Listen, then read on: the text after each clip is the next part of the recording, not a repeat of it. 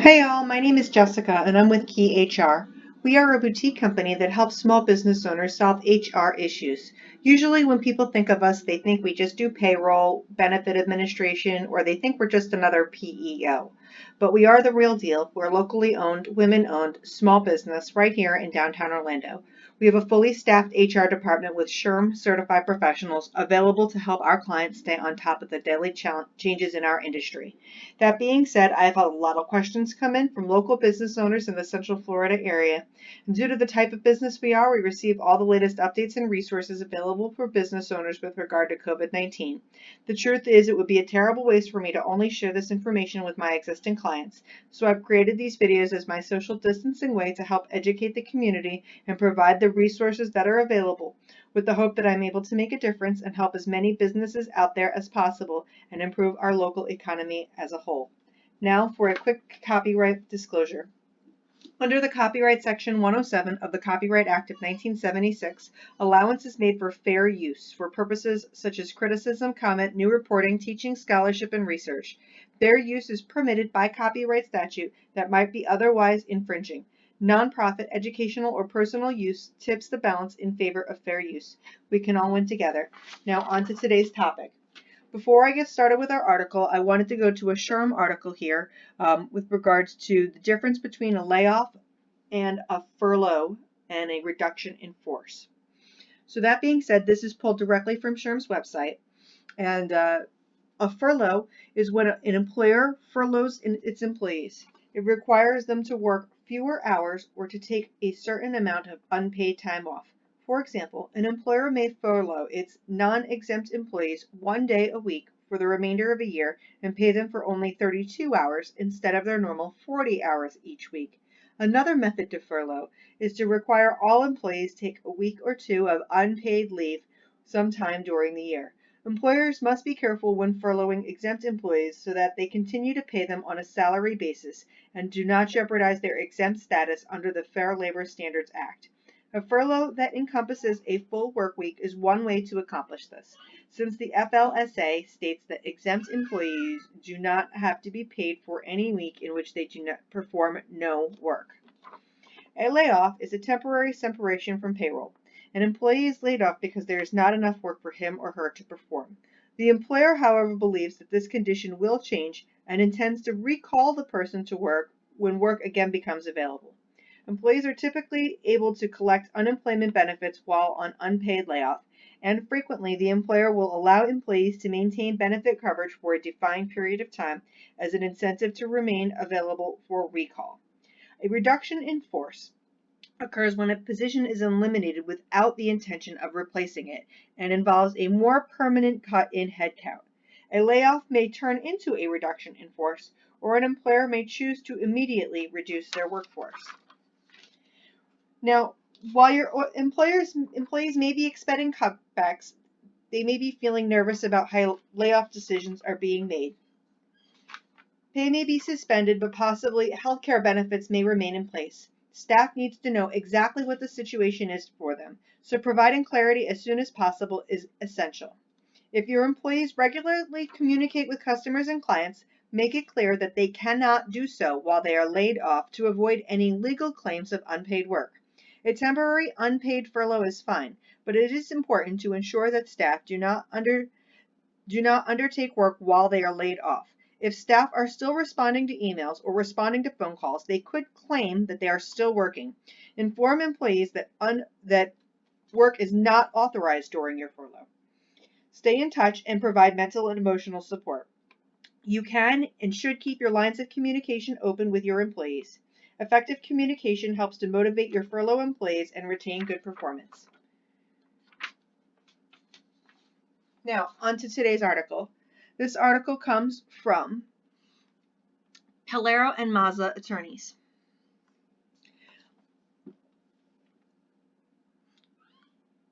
Congress passed the Coronavirus Aid, Relief, and Economic Security Act on March 27, 2020, in an effort to mitigate the economic impact of COVID-19 on businesses. Once signed, the CARES Act allows the businesses to apply for loans to continue paying their employees and maintaining operations, which may be forgiven, and expands the provisions on the Families First Coronavirus Act. and provides an additional flexibilities regarding unemployment insurance and other aid and relief for employers. Can I continue paying salaries and operating expenses? Great news. The Paycheck Protection Program is good for businesses with 500 employees or fewer that would otherwise have to lay off or furlough employees. The Paycheck Protection Program expands upon the U.S. and the Small Business Administration's 7A loan program. The program would allow small businesses of no more than 500 employees, as well as businesses otherwise considered to be small under the NAICS code, to cover payroll costs and other expenses from February 15, 2020 through June 30, 2020. Eligible businesses will include nonprofit organizations, veteran organizations, tribal businesses, sole proprietors, independent contractors, and certain self-employed individuals. Additionally, businesses in the hospitality industry are eligible for a loan as long as they employ not more than 500 employees per each physical location. The Act also waives many of the requirements previously required to qualify for a loan, such as a personal guarantee or collateral. The eligible amount of the loan will be determined based on the lesser of the following: payroll costs up to $33,000 per employee, costs related to group health care, benefits during periods of sick leave, medical or family leave, and insurance premiums, employee salaries, commissions, or similar compensations, payments of interest on any mortgage obligation, rent, utilities, and interest on any other debt obligations that were incurred prior to February 15, 2020. An eligible business will have to certify to a certain number of requirements, including the uncertainty of economic conditions that makes the loans necessary to maintain ongoing operations. The program provides for loan forgiveness for any amount equal to the sum of all costs incurred and payments made during the covered period, including payroll costs, interest on any mortgage obligations, payment on rent obligations, or any covered utility payment.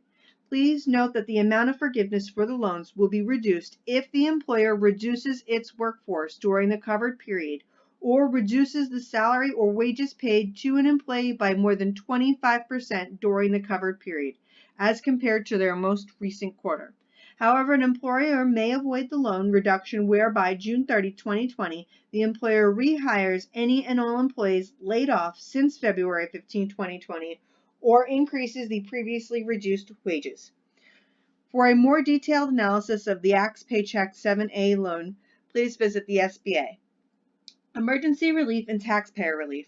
This is good for mid-sized businesses over 500 employees that would have to lay off or furlough employees. If employers do not meet the eligibility requirements for small businesses loans described above, they may qualify for loan programs for mid-sized businesses. Those businesses with 500 to 10,000 employees could receive direct loans under the Emergency Relief and Taxpayer Protections Act. As I do not work with many businesses of this size, I will stop here, but the article will of course be linked below. Now, moving on to the next section here, relief for contractors, for government contractors. This act provides a mechanism for contracting officers to modify terms and conditions of their contract and reimburse contractors the minimum applicable contract billing rates to keep their employees or subcontractors in their state not ready to exceed the average of above 40 hours a week.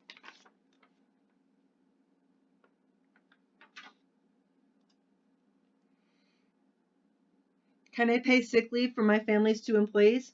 Effective April 1st, the FFCRA provides new paid leave requirements as part of the Emergency Paid Sick Leave and Emergency Paid Family and Medical Leave requirements. The FFCRA continues to be a good option for employers who are not shut down or facing significant layoffs, but who have had employees who cannot telework. If an employer takes advantage of the FFCRA, sick leave, or any tax credit received by the employer, cannot be used as a basis for loan forgiveness under the Payment Protection Act described above. This act adds a new provision for rehired employees under the FFCRA's Emergency Family and Medical Leave Act. Specifically, now that employees who were laid off by an employer after March 1st had worked for the employer at least 30 of the 60 days before the layoff and have now been rehired, can be eligible for emergency family and medical leave. Additionally, that act allows for the refundable tax credits under the FFCRA to be advanced. The IRS is expected to release the guidance on this issue and other tax implications under the FFCRA in the coming weeks. If you do not qualify for a loan and you have been able to maintain business operations, there we go, sorry about that, and the FFCRA provides you with a means to seek assistance and relief for employers because of one or more eligible reasons prescribed by the FFCRA. Keep in mind that the FFCRA does not kick in until April 1st, and the relief is limited to the scope and duration. Also, it is important to note that the FFCRA's paid sick leave and expanded family medical leave is in addition to employees' pre-existing leave entitlements. Under the FFCRA, the employee may choose to use the existing paid vacation, personal, medical, or sick leave from the company's paid leave policy to supplement the amount your employee receives from paid sick leave or expanded in spite of all of the benefits that are available through CARES Act and the FFCRA. Some employers have had to make decisions to lay off and furlough employees, even if for just a short period of time.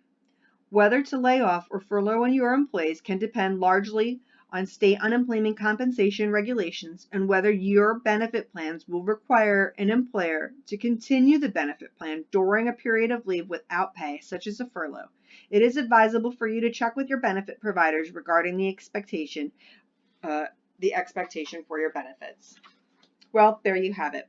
I know this is helping our clients already, and I hope this will help you too. If you have any thoughts or comments or questions, please leave them in the comment section below.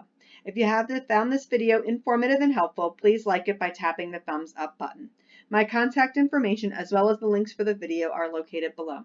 I will be adding new content regularly going forward. If you want to learn more, please subscribe. Thanks for listening. Stay safe, stay healthy, namaste, and God bless.